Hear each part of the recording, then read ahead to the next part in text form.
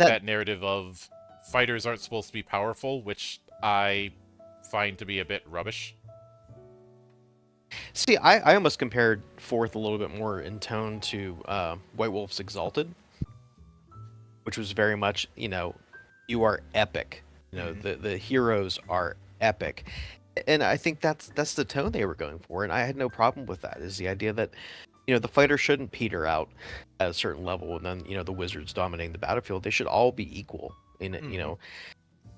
it was something that yeah, maybe it went a little far in the balance in places, but that's okay. If people are enjoying it, that's really what the important thing is. So Yeah, and if if it's not supposed to be that kind of epic, then that precludes the question of, okay, what sort of fantasy is it supposed to be? Because that's one of those questions yeah, that that adherents of that system aren't really willing to address. Uh, yeah. it's I are mean, you okay. it's a case of of you can either be setting agnostic, or you can have a setting or a vibe or whatnot, but you can't do Yeah. both.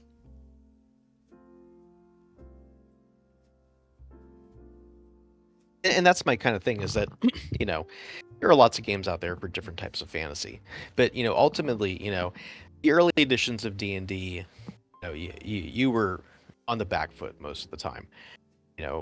Leveling took a long time. Your characters are pretty fragile, especially if you're the wizard early on. And even then, I never really felt, we never got to a place where we hit like a super high level, but you never really felt like you were indestructible. And then it kind of changed, with like third, it kind of started feeling more like it was leaning towards the idea of more of a heroic fantasy. Hmm. What's really funny regarding third is I remember is and this is one of those things that people have memory hold Ultimately, it's designed to be where you are third, or was that second? They um put the first Diablo book out, I or maybe think both. I think that was I think there I could have swore there was one in second, and Yeah, I think there was one at the tail end of second, and then they did a third edition version. yes. So,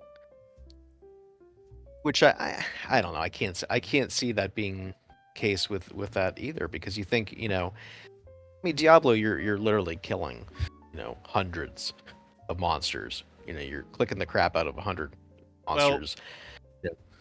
here's the thing that's kind of tricky about that, because Diablo 1 and 2 have very different tones.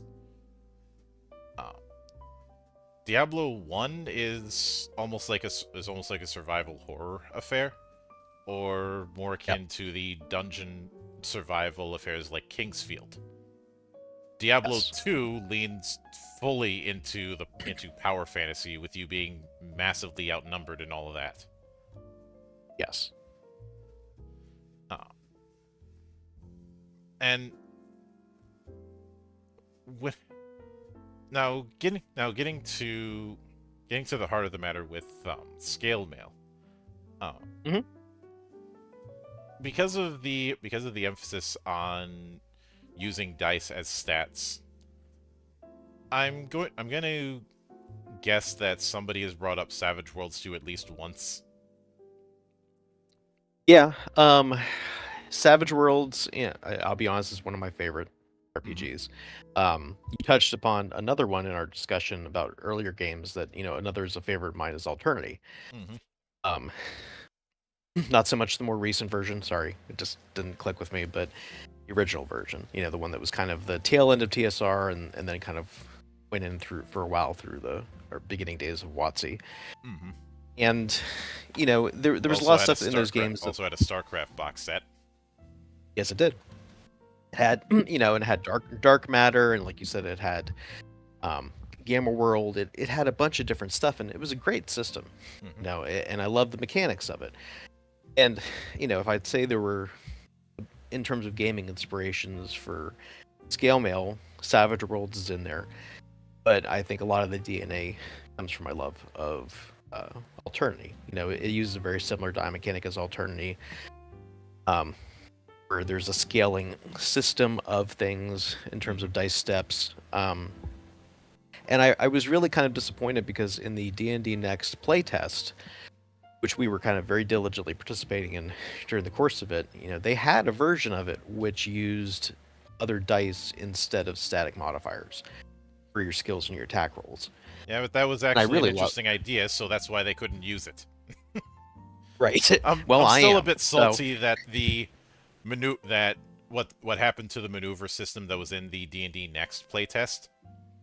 mhm. You Yeah. know, where it seemed like it was giving something actually unique to martial characters with with the maneuver die setup, Yeah. and It was fun. then it just gets truncated into one fighter subtype. Yeah. That's what I mean. There was a lot of stuff, that kind of like influenced the mechanics of Mhm. scale mail, but that was a big part of it. And for me, it was kind of the idea of I like the idea of not having a whole bunch of extra modifiers and different things you have to keep track of, and it's just why one of the reasons why it's called. There's a lot of reasons it's also called scale mail, but there's a scale of dice. It's called the modifier die, Mhm. which is the other die that you add to the d20, and it goes from a plus d12 at the very best that you can do, and then a negative d12 if your day is going very, very badly.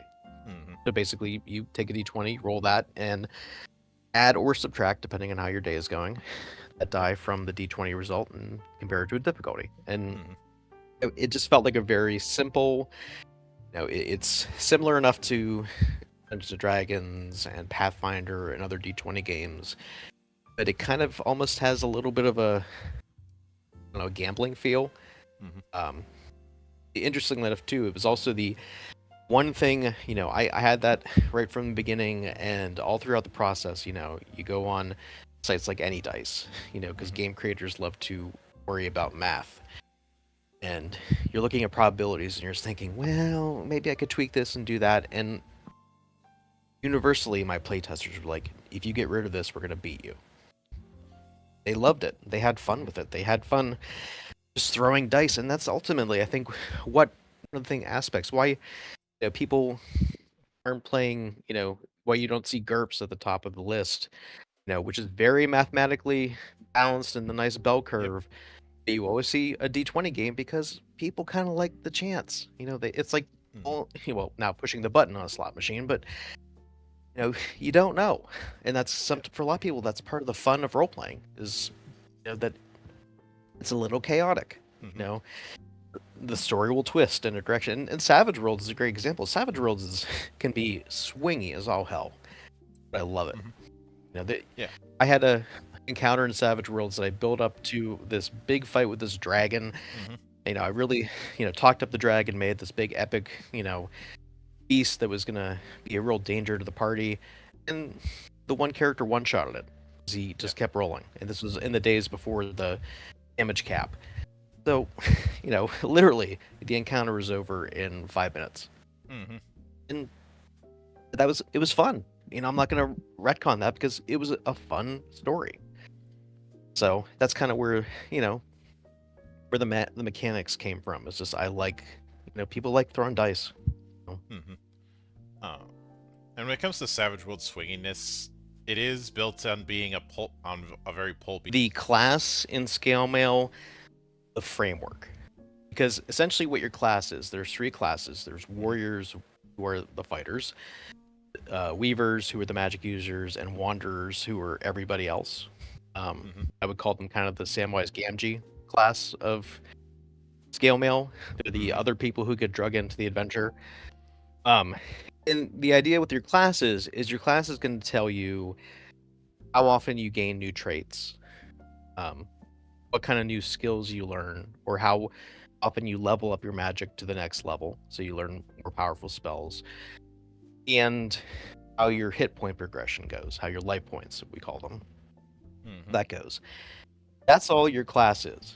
It's the base thing that kind of serves as the structure for all the paths. Mhm. Path is the specific path you are journeying on as an adventurer. So you might be a warrior, but your path might be an archer or an assassin or a duelist or a weapon master or a martial artist. You might Mm-hmm. be a weaver, but you might be a sorcerer or a witch, or you might be a spell knight. There or for wanderers, things like burglars and charlatans and uh, scholars and orators. Mm-hmm. So path is actually, if you think of it in true terms of like a class-based system, your path is actually the direction your character is going and what special abilities you get. Mm-hmm. You always choose what abilities you get. There's not like a D&D style, okay, you're level 5, you're getting this. When you get a new trait, you choose what trait do you want to from your path. So Mm-hmm. you can customize your character as you go. And the other part of it is that within your class, you can bounce around to different paths. Mm-hmm. So maybe you started off as a barbarian, but then you go to a monastery and you just learn some martial arts and you decide to pick up some traits from the martial artist path. Or you start off as a mage, but then you find religion and you become a divine chosen. And so Mm-hmm. you start learning some of their stuff. So there's that flexibility that you can kind of multi-class into different things within your path. Then wanderers have the unique ability that they can learn the most basic traits of other classes' paths. So Mm-hmm. you could be a tradesperson who's there to fix all the party's gear, and you train the warrior every now and then, and you learn a little bit of stuff from his duelist path. Mm-hmm. So you're never gonna be as powerful as the person from the other class, but you're gonna learn a couple tricks here and there if you want to diversify. Mm-hmm. Yeah, I can get that. And when I looked at the casting setup that you have for the Weavers, it did amuse me that you're using um that you're using mana points, using a spell point system, because Yes.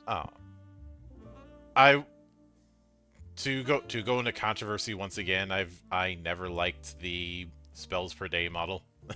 even even Either. when I was coming up, I No. didn't like it. Yeah.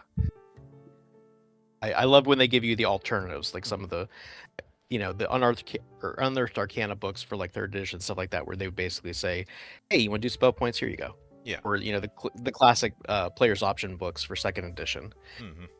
and I always loved that option, and that's kind of why I wanted mana points. And I also don't penalize you if you fail because there's a casting roll to cast your spells, and I don't like the idea of, oh well, you blew your one chance at throwing your fireball at that group of skeletons, so now you're going to be penalized and you're going to have even less spells to cast. No, if you fail, you just fail. You don't suffer for it. Yeah. Just the The failure failure is that is it didn't. suffering enough. Right. And so I don't want to penalize the player. And Magic, the mana points come back pretty quick.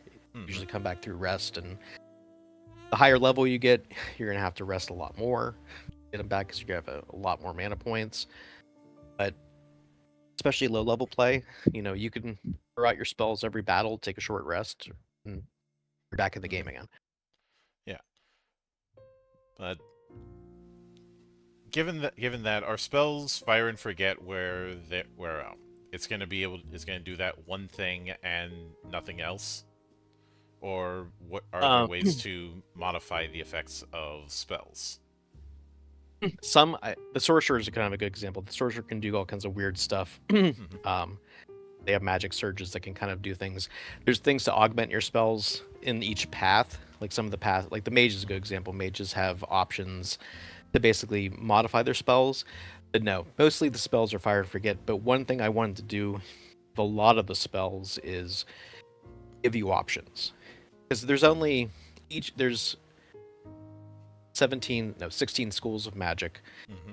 Each school of magic has 6 spells. From a simple spell, which is basically your cantrip that doesn't cost you any mana to Mhm. cast, so you can do it all the time, up to a 5th tier spell, which is your most powerful stuff. Um, Storms of Fire and Resurrection and stuff like that. And a lot of the spells have multiple options when you cast it. So there's a lot of utility within spells. Mhm. So you might have a spell that can create a bubble of air, and it's the basic spell for the School of Air. And you can up that bubble around a companion's head, so they have a limited amount of time to breathe underwater, as long as that bubble stays intact. Hmm. Or you can throw a small object in that bubble and float it over to one of your friends. Or you can just hit your enemy with a stream of air bubbles that distracts them, gives you a slight advantage. Hmm. So there's a lot of different little options in each spell to give you some different choices, so it doesn't feel like you're just having one thing to do every time you cast that spell. Hmm.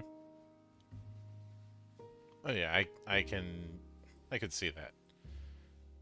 Uh, but through the path traits and the like, it definitely seems like that the stereotype of the fighter as baby's first character isn't going to exactly be the case here. No. No, I want it to be something that, because each path has its own set of traits that you pick and choose from, each one has something interesting. Hmm. We've had a lot of diversity in terms of playtests of people trying out different stuff. Um, I believe the charlatan, who is kind of the professional liar. Think of your gambler, think of your, think of like your Lando Rifter. Calrissian. Yeah. Um, they have a lot of abilities that are extraordinarily useful in a lot of situations, including combat. Hmm. They can essentially just tear a person down in combat. If I always think of what's the bard cantrip. Um, that's not cutting words. The cutting words is one of them. Anyway, the idea that you essentially can Vicious kind of, mockery. yes, there's options they have to manipulate things. And the person who played the charlatan loved it, because the other part of it is, I don't have anything in here that means that every character is useless in combat. Sometimes if you have that, where you have these characters who aren't fighters or don't have powerful battle magic, you feel like they can't do anything. Hmm. And I didn't want that. Every character can swing a sword. There's nothing preventing you, no matter what your path is or your class is, from picking up any weapon you want. You're not penalized if you don't know how to use it. There are skills called weapon groups. That means that you're better at using a certain type of weapon, but there's no penalty for just grabbing something off the ground and swinging it around. Every character can contribute to combat. I have a thing Hmm. called dramatic tactics, which let you use any of your 5 abilities to do things to kind of, turn the tide in battle. You can Hmm. make a distraction. You could look for a weak point on an enemy and give yourself or an ally an advantage. Um, I want people to be creative in terms of that and never feel useless. And we had playtests where nobody played a warrior, and they did fine in combat. The Hmm. system is supposed to be that you are all fledgling heroes, and that you should feel that way. And I don't like it, if a character feels like they're always on the back foot, because you're not the warrior. I can think of a great example, um, in which I think is a great game, Mutants and Masterminds. One of the big superhero games. Hmm.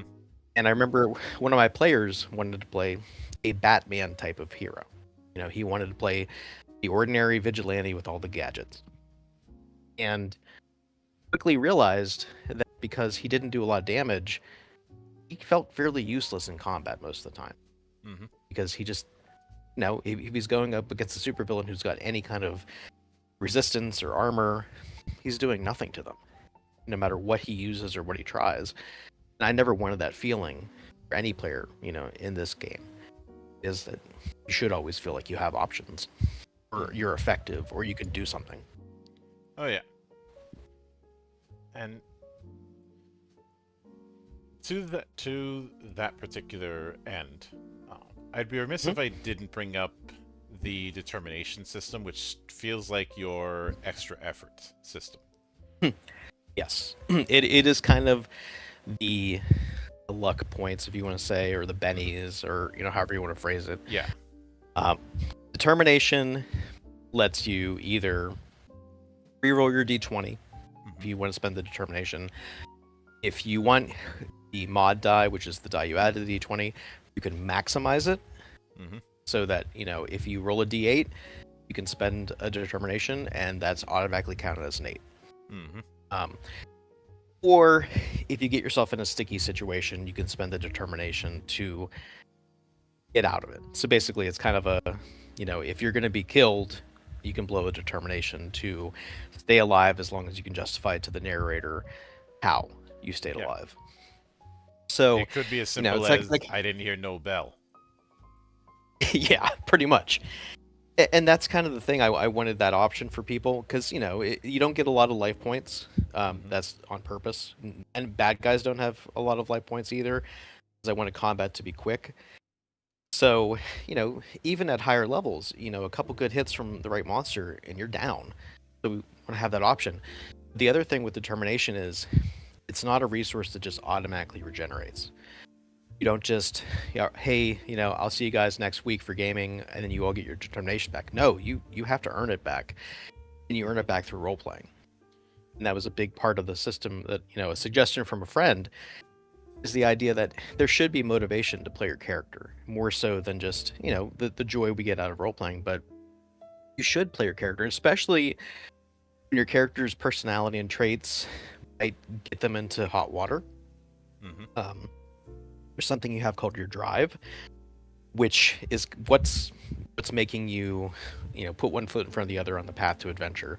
Hmm. Are you trying to right wrongs and defeat evil? Are you trying to find a missing relative or a loved one? Are you just a greedy bastard and you just want to get as much coin as you possibly can? Hmm. Whatever's driving you, that's a way to get back your motivate or your determination is by Yeah. following your drive. But you can also get it back by following the tenets of your patron, who are basically the gods of the world. Each of the patrons gives you a trait which helps you get back your determination, but there's also people who don't follow the gods called the Unbound, Hmm. and there's a trait that for them too, that basically when they don't rely on fate and they don't rely on gods to succeed at something difficult, they get determination back. So it's kind of an active thing, and to be honest, again, like Benny's in Savage Worlds, you can, if you're smart, you can probably spam that and figure a way to get your determination back. Yeah. Though That's again part of it. that sort of spamming I don't think should ever be penalized because it's somebody figuring out a No, way to utilize the mechanics that you give them. And have you ever exactly. read A Theory of Fun? No, I have not. Um, it's a really good book by Ralph Koster, who Okay. in that book he talks about how people derive fun from games from from coming up with creative solutions to problems and being rewarded for coming up with that solution. Yes. And I think when somebody tries to nerf something because people have figured out some sort of exploit that wasn't planned for, I think that kind of thing sends the message of don't bother getting good at the game. Yeah. Um, It's to me like I don't know. I feel like a good game master. If if you're doing like improv comedy, you mhm, know, they always talk about the idea of yes and. Is mhm, that yeah, your players might be making dumb decisions or kind of not going on the exact path that you plan for them. That's half the fun of the game.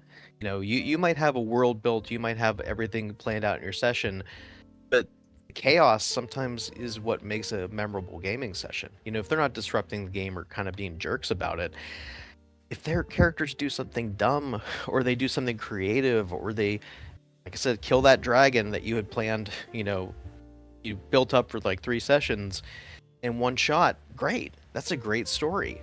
And you should kind of lean into it and keep going. And I agree with you that you should not be discouraging your players from being innovative and interesting and creative mhm. in terms of that, or penalizing them for doing the things that the system is telling you is okay to do.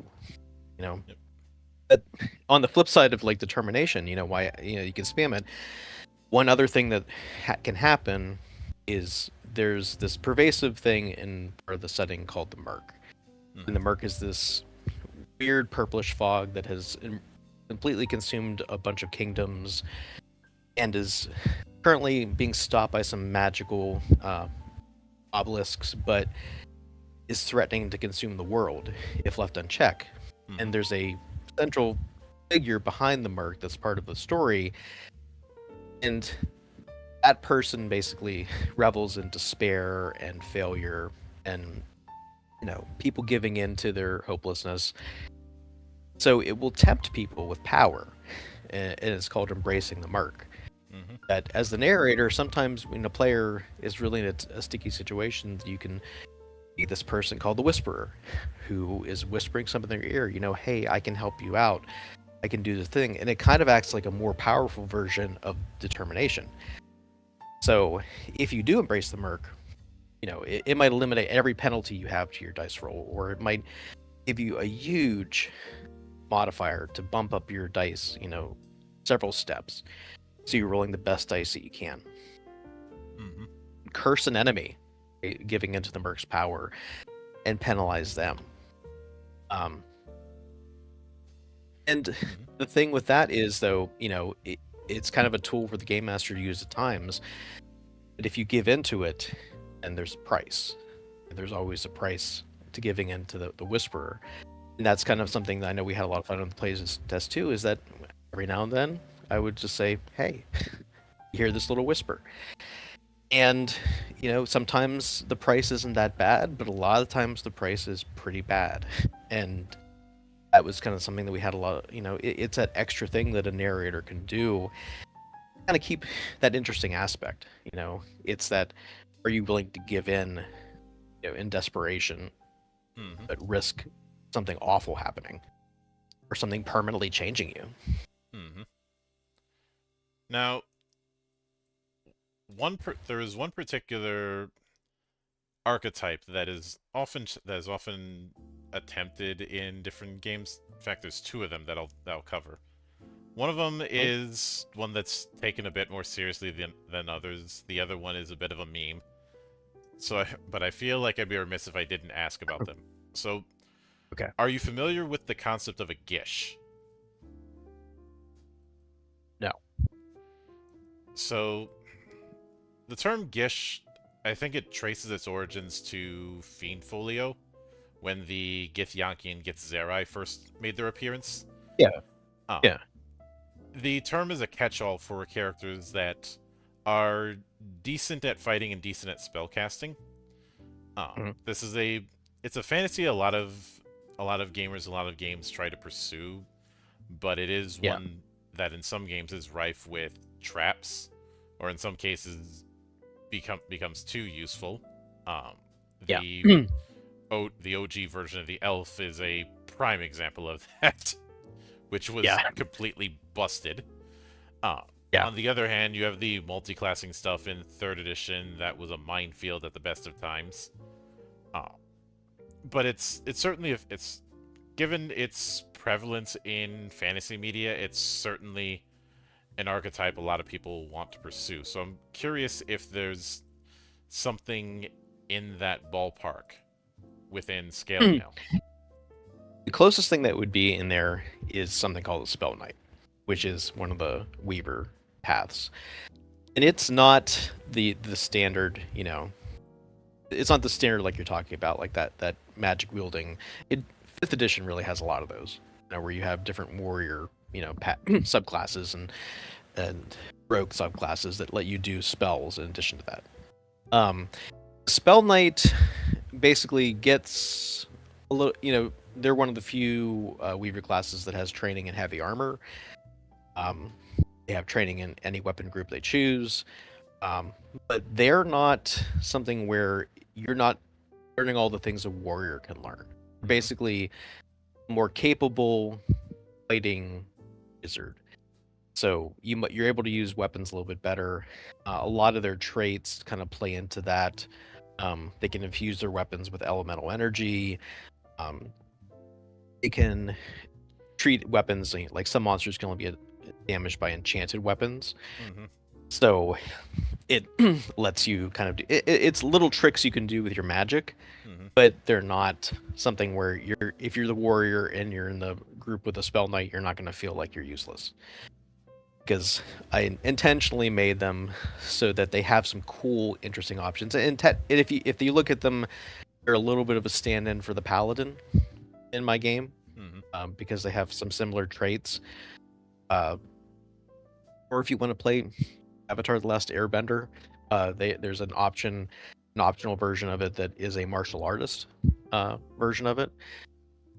So, but yeah, I kind of did not want, and that's the other reason why you can't choose things from different classes, because you could have that character who is a little bit of a warrior and a little bit of a weaver and Yeah. has, min-maxed them the maximum potential, Hmm. and I tried to balance that part out as much as I could and kind of avoid that because, like you said, that does kind of feel that thing where you don't feel as useful as a warrior and you don't feel as useful as a wizard when you got that character who basically can do everything you do Yeah. at once. Um. Personally, a lot of those fighter or rogue who has a little bit of casting, Mm. those never really did it for me. I think one class that I felt got closest to the fantasy is Mhm. the Magus in Pathfinder. Yeah, Because I'll is it tell you, as oh, is it as good as a caster? No. Is it as good as a fighter? No. But it is specifically built with the idea of using both at the same time. Two yes. sides of two sides of the same coin. Yeah, I kind of felt that way in a recent thing a friend of mine ran playing fifth edition druid. Like, I had some pretty devastating spells, but if I did wild shape into a powerful enough form, I did far more damage than any of the fighters we had in the party, Yeah, that and it could is take a a pro. huge pounding. So Yeah, that's a problem that I've talked about in the past in what I've called Codzilla. yeah, Cleric or druid, because yeah, a druid who knows what they're doing is an entire party by themselves. yeah. I mean, because you're the healer, you're the warrior, you can deal massive damage with some of your spells. So yeah, you kind of easily can take over any role. So Yeah, and I th- I remember when a similar thing happened with World of Warcraft, where you started to see more classes come up that were multi-role in the Golden mhm, Triangle, yeah, but the classes that were single role didn't have anything to compensate. yeah. Uh, like when Death Knight came around, there was the issue of, well, why would I pick Warrior when I can do that and then some by picking Death Knight? Yeah. I know that's not a 1-to-1 obviously, but that was a large amount of the sentiment. And classes that would show up later, like Monk or Demon Hunter, didn't exactly help matters.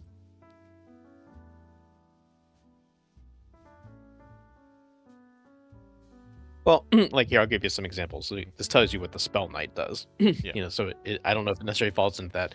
The trait they gain first is they bind a specific weapon to themselves, and Hmm. as long as they can use a minor action to call it to their hand, and if it's like away from them, just teleports right to their hand, and if it's sitting on their person, they can draw it for free. They basically summon it to their hand, so they don't have to spend an action to draw their weapon. So it's a very basic ability. They have a Hmm. very limited amount of magic they can learn. Um, so for them, it's real specific about what magic they choose. Most of it is more combat-oriented magic. They get the most life points out of any weavers, but they still don't have as many as warriors. Um, they Hmm. can infuse a weapon, so it makes it enchanted briefly. They can infuse it, as I said, with like elemental energy, and those have special effects they do. They can make their weapon partially ethereal, so it has an easier time striking enemies.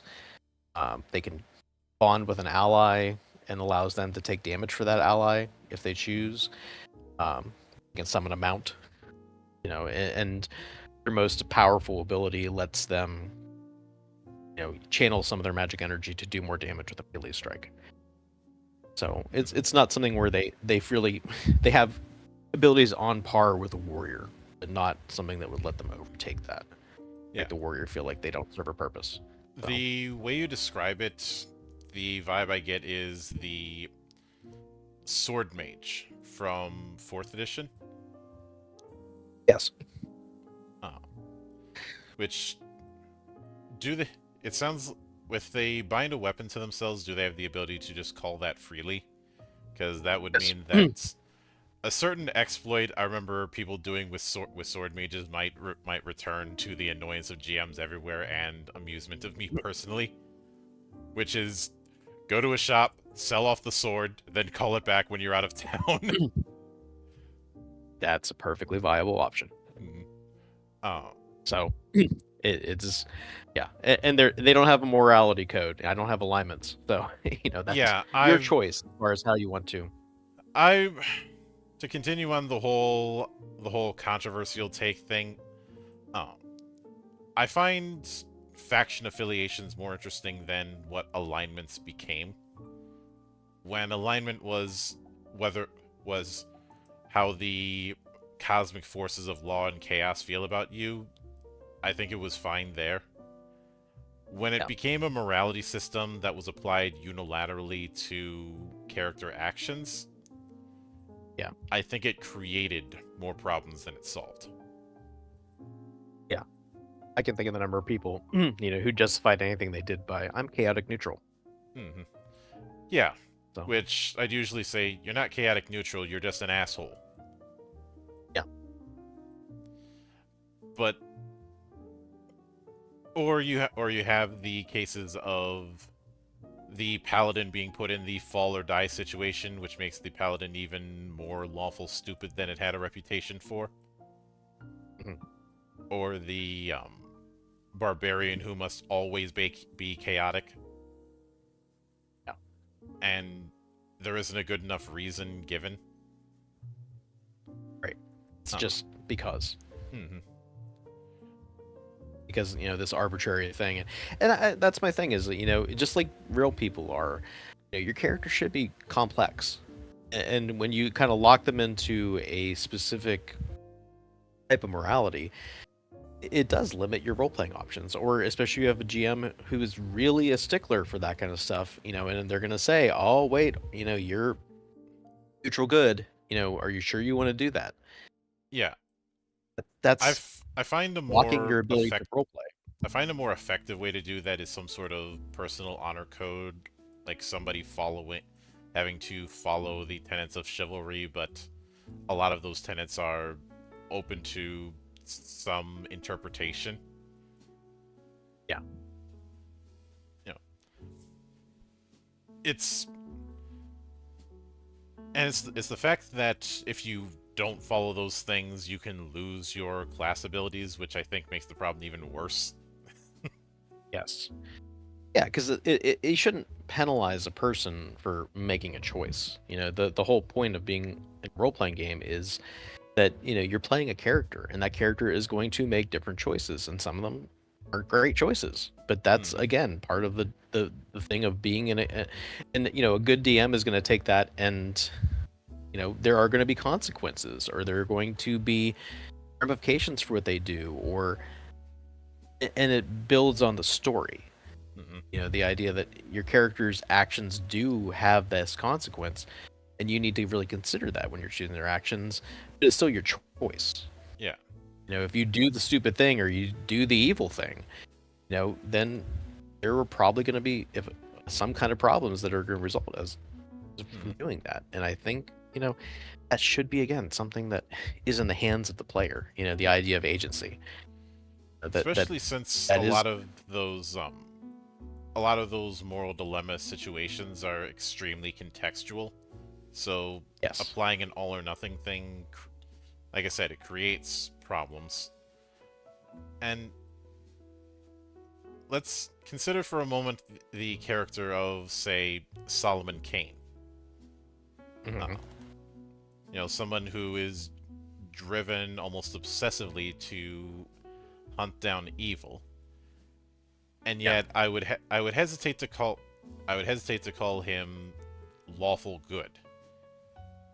Right. Uh, Same thing goes with, say, Well, I can. Judge Dredd, who definitely is fulfilling a good, but is Yeah. certainly is more of a blunt instrument than anything else, and trying to apply Yeah. that kind of 9 alignment grid, it just falls on its face with him. Well, especially because when you think about it, I mean, he was a parody. That was the whole point of Yeah, Judge he Dredd in was the a first place, parody is of that the Dirty Harry archetype. yeah, and that's kind of the thing where he is supposed to be over the top because it's making fun of something. It's saying, "Hey, this is ridiculous." We should kind of laugh about this because of people like this who are, you know, governments and things that really do act like this or want to act like this. We should kind of make fun of all this stuff. Yeah. And yeah, I mean, it does become a character even for your character. That Mhm. we all know the alignments. If we've been playing D&D for years, so we kind of know what each one represents, and it does become this stereotype of behavior. And yeah, it's one of those things that I never had any intention for this game of Yeah. having, because I don't like that as a player. I don't As like odd it. as it I may don't like having sound, forced. as odd as it may Mhm. sound, I think the Shin Megami Tensei video games have a better understanding of law and chaos. At least what that's Yeah, intended to be. yeah. Because That's just both sides are represented by different cults that can kind of take that concept to their extremes. Uh, and usually the best ending in a lot of the main Mega 10 games is rejecting both of them. yeah. Like I said, we all fall into kind of a gray area sometimes with our beliefs, and that's something that should be something if you're playing a character. Hmm. There are things that are going to come up in their adventures that are hard choices. Oh, yeah. Play play Cyberpunk 2077, especially the Phantom Liberty DLC, and you're still going to feel icky no matter which choice you make. Hmm. You know, and that makes for a compelling story. Sometimes is the idea that you don't know in the end, did you make Hmm. the right choice, or you didn't know if you made the morally sound choice, or maybe both choices were good, and you had to pick the lesser of two evils. Hmm. That complexity can make for great storytelling. Oh, yeah. Uh, the Now, with that kind of thing in mind, uh, I know I was also curious about the aspect of the patron that's within the sample Mhm. sheets. Uh, Yes. The patrons are the gods. They're the creators of the world. Um, the world's called Modus, and one of the background elements, the core rulebook for Scale Mail, it's infused with the setting. I kind of intentionally didn't go too deep into the setting because I personally, even if I'm using someone else's setting, I like a setting where there's a lot of a sandbox that I don't feel like I'm, or if somebody happens to, have read the book and knows all the lore, they're gonna have that one player who's like, well, actually, the monks of this thing actually dress this way and have tattoos this way. That's some of those things that I wanted this to be something where there's a framework of a setting and there are some definite elements that are part of it. But it's still your setting. Until if Scale Mail does well enough that I can put out a setting book, even still, it's the optional setting book. yeah. But the patrons, I are basically they created the world, and as they were creating the world, they infused it with a lot of their emotions. That was kind of a big part of their power. Hmm. So each patron covers a different type aspect of emotions or feelings or certain aspects of people. Um, they're left very vague. They're kind of distant gods, as it were.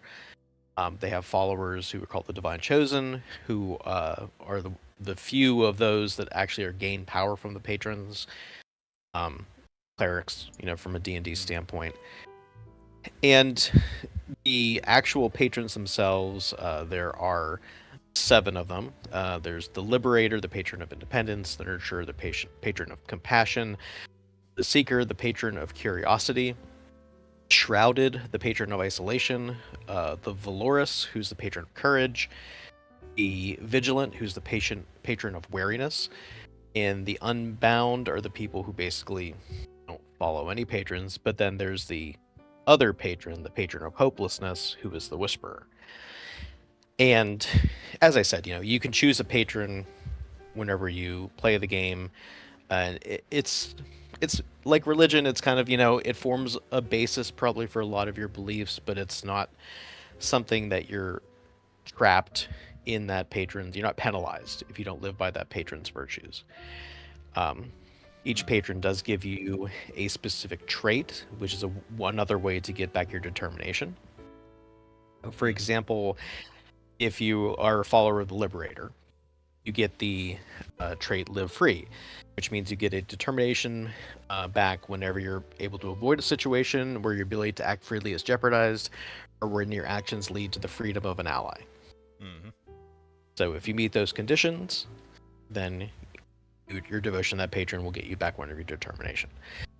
So it's in there for 2 reasons. From a mechanical standpoint, it's more options to get back your determination.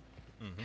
From a role-playing standpoint, it's I follow this person, so there are probably elements of that belief that do bleed into my actions and my choices. But again, there's not a penalty, if you're a follower of the Liberator and you imprison somebody, you're not gonna, get smote by your god because you went against their beliefs. So it's another aspect to shape your role playing of your character and shape who they are and maybe shape some of your background. Mm-hmm. Yeah, I can certainly get that. Now, as far as the page count of the book, what are you shooting for? So we are in the process of editing. I actually have the layout, at least the first draft of the layout, done. I'm kind of plugging edited stuff in as I go. And as of right now, the book is a little over, including the index, a little over, I think it's like 242 pages. And we did unlock a Kickstarter goal today, which was very good. That's going to add a more extent. There was a very brief discussion of solo play because since the players make all the roles, I thought this would be a good option for people who do enjoy solo play. But I have a friend, Justin, who has a lot more experience in solo play than I do, and is going to help me write a more fleshed out section on solo play. So that will probably add 5 to 10 more pages to the book, and then the next goal that I'm hopeful we're going to unlock is going to add some more enemy options, more powerful. Basically, I would describe them as the final boss monsters. There's a pretty extensive bestiary in the book already. But, I want to create example enemies that are essentially, the enemy you fight at the end of a big arc in the campaign. Mm-hmm. The one that is far more challenging, and I kind of look towards, there's a lot of influence of video games in this. I was playing a lot of Legend of Zelda: Tears of the Kingdom and Breath of the Wild as I was writing this, so that's why my health system is hearts, and why creatures that come from the murk explode into smoke when you kill them. At least you didn't try and carry over the durability thing from those games. Oh, good God, no. Whoever came up with that needs a good. It wasn't that much of in Tears of the Kingdom. I felt like you could kind of mitigate a lot more in that, but good God, yeah, right. No, there is no. There is weapon damage that can happen, but it's very rare. Anyway, so yeah, I mean, that'll add some more pages too, and that's kind of my plan. Is that, any stretch goal is going to add new content, but it's also not going to impede the release of the book. So, yeah, I would guess probably the final page count, if we kind of stay on track where we're at now, would probably be more in the 60 to 270 range. And that includes everything you need to play. Includes all the rules, includes all the different character options, which I think we have a good amount of in there. All the gear, chapter for adventuring and what you do in between adventures, so like downtime activities. A narrator chapter, which talks a little bit about.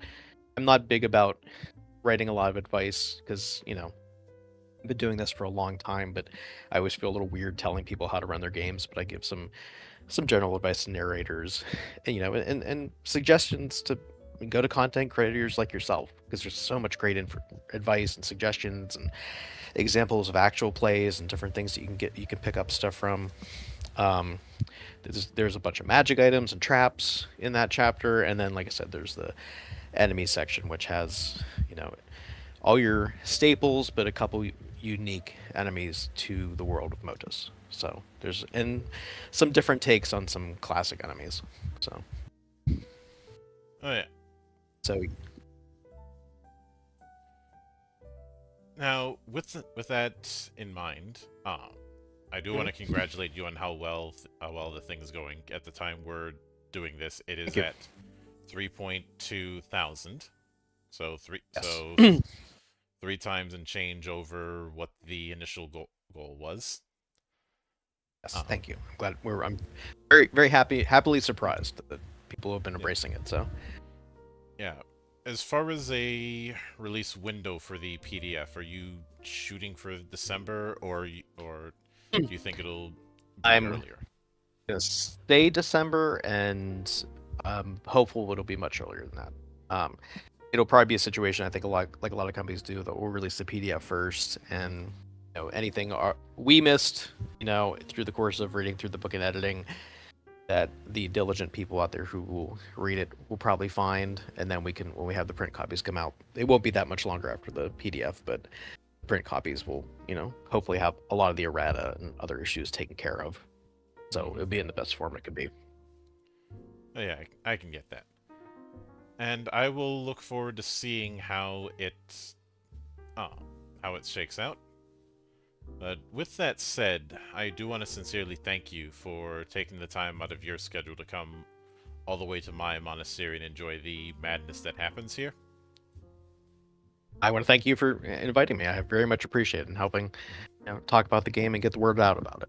I very much appreciate that. Mm-hmm. And of course, a sincere thanks goes out to everyone who took the time out of their schedule to come onto the show and enjoy the madness. And there'll be plenty more where that came from, as there always is here, on the open bar of the internet. But until then, on behalf of the good brothers present and not present, my name is Mildra, I am your gaming monk. Stay fucking frosty, everybody!